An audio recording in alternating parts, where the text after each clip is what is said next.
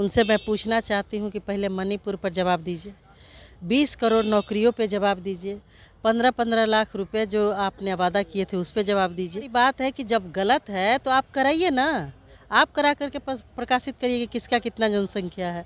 दूसरी बात कि आप हर वर्ष 2 करोड़ नौकरी देने का वादा किया था आपने, इस पे वो चुनाव लड़े थे क्या कि जब चुनाव जीतेंगे पूरे देश से मिट्टी मंगा करके दिल्ली में हमें स्मारक बनाएंगे। आप देख रहे हैं न्यूज फॉर नेशन में आपके साथ तबजीत सिंह। बिहार विधानमंडल का शीतकालीन सत्र का आज से शुरुआत है। वहीं विपक्ष है जो सरकार से सवाल पूछने के लिए सदन में पहुंची है और इनका साफ तौर पे कहना है कि हम जो हंगामेदार ये सत्र रहेगी। मैम कैसे देख रहे हैं आज ये सत्र हंगामेदार रहेगा? हंगामेदार रहने का सवाल ही नहीं है। जो हंगामा करने वाले हैं उनसे मैं पूछना चाहती हूँ कि पहले मणिपुर पर जवाब दीजिए, 20 करोड़ नौकरियों पे जवाब दीजिए, 15-15 लाख रुपए जो आपने वादा किए थे उस पे जवाब दीजिए।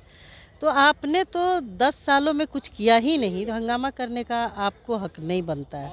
बिहार सरकार जनहित में बहुत ही अच्छा काम कर रही है। बिहार सरकार ने जातीय गणना करा करके उसको प्रकाशित करके एक ऐतिहासिक कदम उठाया है। वो तो कह रहे हैं कि जातीय आधारित जनगणना का रिपोर्ट तो गलत है। कल अमित शाह भी ने बोला कि यादवों और मुसलमानों की संख्या बता के देखिए, सबसे बड़ी बात है कि जब गलत है तो आप कराइए ना, आप करा करके प्रकाशित करिए कि किसका कितना जनसंख्या है। दूसरी बात कि आप हर वर्ष 2 करोड़ नौकरी देने का वादा किया था आपने, ये चला अब 10 साल आपके पूरे गए, आपने कितने लोगों को नौकरियां दी? अभी तक तो 20 करोड़ लोगों को नौकरी देना चाहिए। सबसे बड़ी बात है कि जहां भाजपा की सरकार है वहां बेरोजगारी का आलम ये है कि वहां के लोग, यूपी के लोग आकर के बिहार में नौकरी खोज रहे हैं और बिहार सरकार ने उनको नौकरी दी। तो उनको तो बिहार सरकार को धन्यवाद देना चाहिए कि हमारे बीजेपी शासित राज्यों के नौजवानों को, जिनको हम नौकरी नहीं दे पा रहे हैं, उनको बिहार सरकार नौकरी तो कह रहे तो कि बिहारियों को तो युवाओं को तो आप लोग हकमारी कर रहे हैं। बिहार के युवाओं को तो रोजगार नहीं मिल रहा है और बाहरी को आप रोजगार दे रहे हैं। ऐसा बात नहीं है। बिहार के नौजवानों को भी नौकरी मिल रही है, महिलाओं को भी 48% महिलाओं को नौकरी मिली है। तो बिहार सरकार, महिला हो चाहे बिहार के लोग हों या फिर कोई भी हो, रोजगार देने में अव्वल है और बिहार सरकार इसके लिए धन्यवाद का पात्र है। कह तो रहे नियुक्ति घोटाला आप लोगों ने किया, पैसा देकर जॉब दिया, जितना भी आप नौकरियां दी हैं नियुक्ति पद वो पुराने टीचरों को दिए हैं और जितने को दिए हैं पैसा देकर जॉब दिए। देखिए, ये विपक्ष को कुछ ना कुछ तो, विपक्ष तो जुमलेबाज है ही। बीजेपी को तो बड़का झूठा पार्टी के नाम से लोग जानता ही है। सबसे बड़ी बात है जुमलेबाज। वो लोग कुछ करते नहीं, वो लोग रोज रात में स्लोगन तैयार करते कि कल कौन सा स्लोगन बनाना है। अब देखिए, मेरे देश मेरा माटी, इस पे वो चुनाव लड़े थे क्या कि जब चुनाव जीतेंगे पूरे देश से मिट्टी मंगा करके दिल्ली में हमें स्मारक बनाएंगे। वो जो कहते हैं वो करते नहीं है, जो करते हैं वो कहते नहीं है। यानी कि जिस तरह से विपक्ष आज तैयार है सदन में सवाल पूछने के लिए आप लोगों से, आप लोग को जवाब दीजिएगा? देखिए, जवाब उनके पास कोई सवाल ही नहीं है, वो तो सिर्फ खुद ही सवाल है।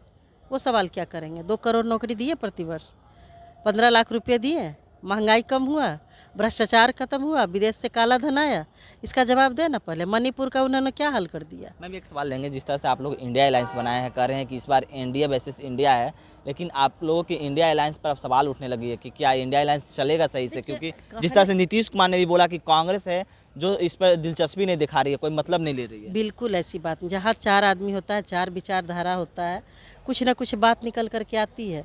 लेकिन रही बात देश की, तो देश हित में जो भी इंडियन अलायंस की पार्टियां हैं वो सब यही चाहती है कि भाजपा को देश से उखाड़ फेंकना है, देश में अमन, चैन, शांति और संविधान की रक्षा करना है। लेकिन कह रहे हैं कि कांग्रेस इसमें इफेक्टिव है ही नहीं है, कांग्रेस दिलचस्पी नहीं दिखा रही है इंडिया अलायंस, तो इंडिया अलायंस पर तो सवाल उठ रही है। ऐसी बात नहीं है सर। माननीय मुख्यमंत्री जी से हमारे आदरणीय अध्यक्ष मल्लिकार्जुन खड़गे जी की बात भी हुई है और अब सब कुछ ठीक है।